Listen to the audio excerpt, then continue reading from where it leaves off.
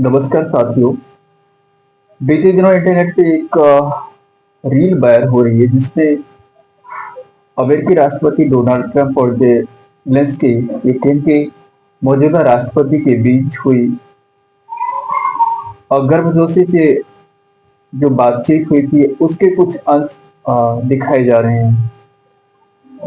बीते 3 सालों से रशिया और यूक्रेन के बीच जिस प्रकार से युद्ध की स्थिति बनी हुई है और युद्ध चल रहा है और इसके समाप्त होने की कोई भी उम्मीद दिख नहीं रही है। कई राष्ट्रों ने प्रयास किया जिसमें भारत भी है कि शांति वार्ता हो जाए, सीज फायर हो जाए, का उल्लंघन ना हो और शांति स्थापित करने के प्रयास लगाए जा रहे हैं।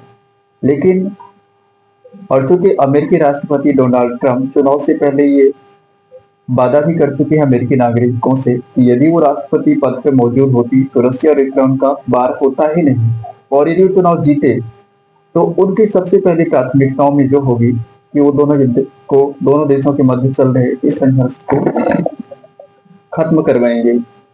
और उसी दिशा में उन्होंने पहल भी किया। उन्होंने रशिया के राष्ट्रपति व्लादिमीर पुतिन जी से बात भी की थी और जेलेंस्की से भी बात की थी।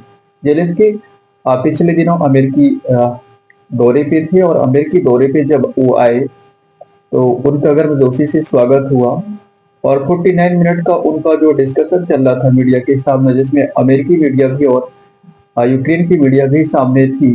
और डोनाल्ड ट्रंप हर प्रकार की कोशिशें कर रहे थे कि जेलेंस्की किसी प्रकार से मनाया जाए ताकि जो ये वार चल रहा है उसको अस्थायी रूप से उसको जो है बंद किया जाए। लेकिन इस बीच जेलेंस्की ये कहते नजर आए कि यूक्रेन जो है बिना किसी के सपोर्ट के युद्ध लड़ सकता है क्योंकि उसके आत्मविश्वास की है और वो किसी से डरे हुए नहीं है। हालांकि ये बात स्पष्ट हो चुकी है कि यूक्रेन के नागरिक इतने बहादुर हैं कि उन्होंने कोविड जैसे संकट में भी अपने इस युद्ध को जारी रखा और अपने आप को जिस प्रकार से उन्होंने दुनिया के सामने एक मिसाल के रूप में प्रस्तुत किया है वो काबिल तारीफ है। लेकिन जैसा कि भारतीय प्रधानमंत्री भी कई अंतर्राष्ट्रीय मंचों पे कह चुके हैं कि ये जो समय है युद्ध का समय नहीं है, डायलॉग और शांति वार्ता से समस्याओं को खत्म किया जा सकता है। तो उसी दिशा में पहल करते हुए अमेरिकी राष्ट्रपति का ये जो स्ट्रॉन्ग कदम था वाकई में सराहनीय था। लेकिन जेलेंस्की जिस प्रकार से इस युद्ध को लंबे समय तक खींचने के लिए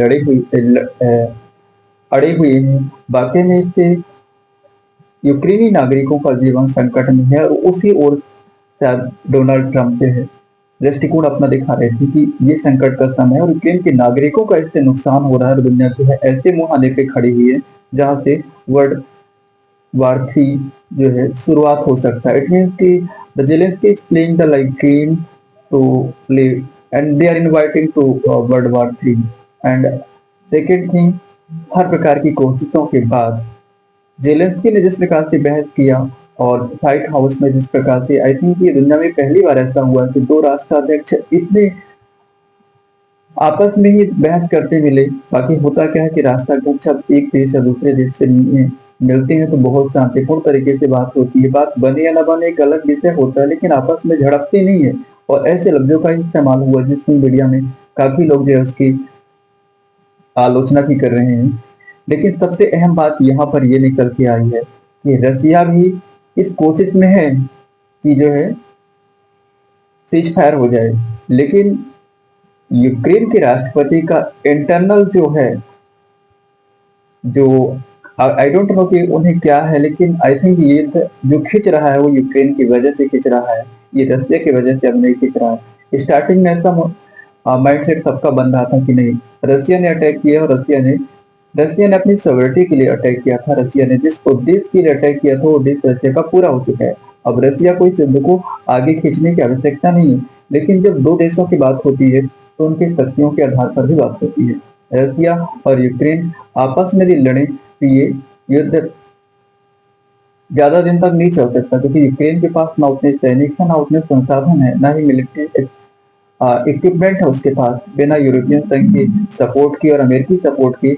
और यूक्रेनी राष्ट्रपति ने तो अपनी किरकिरी इस बात पे कराई कि अब तक का जो युद्ध चल रहा था यूक्रेन अपने आप लड़ रहा था, जबकि यह सच नहीं है। 50 ट्रिलियन डॉलर जो है अमेरिका ने जो अब तक सपोर्ट दिया है, इसके साथ-साथ सैनिक सहायता जो सैनिक इक्विपमेंट सहायता, सैनिक सहायता तो नहीं दी, लेकिन इक्विपमेंट जो दिए हैं, हथियार जो मुहैया कराए हैं, वह ये कारण था जब तो जो कि अब तक युद्ध चला है। अब यूक्रेनी राष्ट्रपति को इस बात को समझना चाहिए कि अमेरिका में सरकार बदल चुकी है। अब जो मदद कंटिन्यू मिल मिल रही थी, जो बाइडेन की सरकार थे, वो मदद बंद होगी, क्योंकि डोनाल्ड ट्रंप नहीं चाहते और दुनिया की भी यही डिमांड है, दुनिया की भी यही मांग है कि अब युद्ध नहीं होना चाहिए, किसी प्रकार से शांति वार्ता होनी चाहिए।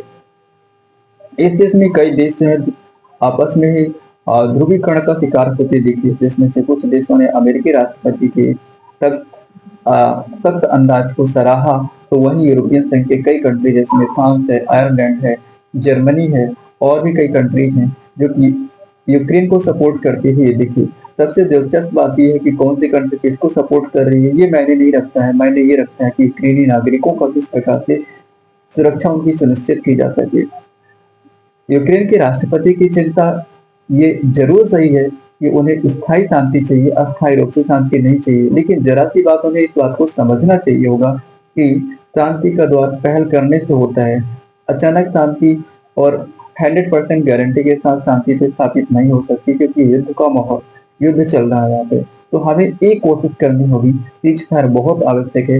इससे दुनिया का नुकसान हो रहा है और दुनिया विकास के रास्ते पे चल रही है, अभी उसे विनाश की ओर नहीं जाना चाहिए।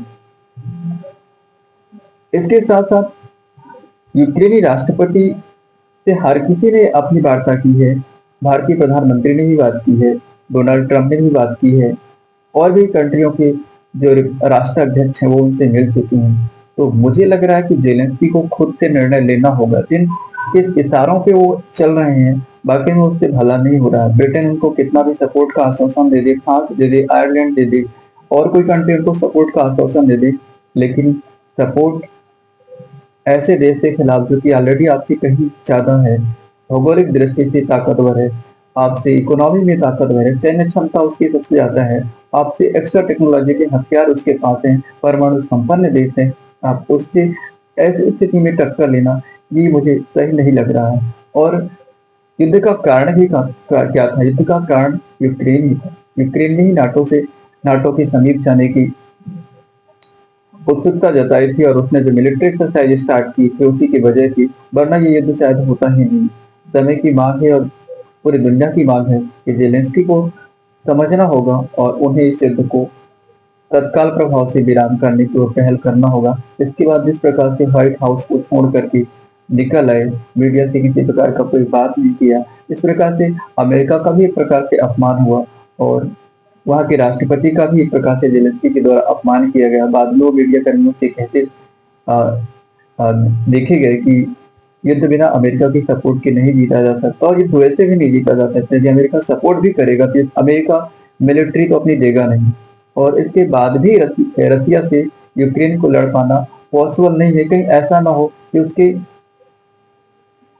बाकी लोगों के बहकावे में अपनी कंट्री को खो दे। माना कि वो कंट्री एक दिन में नहीं खोएगी, लेकिन बाकी देशों का एग्जाम्पल कहीं हमसे दूर नहीं है। साथ ही इस अंक में मैं था अंकुल पटेल। हम जल्द ही मिलेंगे इस विषय पे आगे की चर्चा के साथ। तब तक अपना ख्याल रखिएगा। नमस्कार।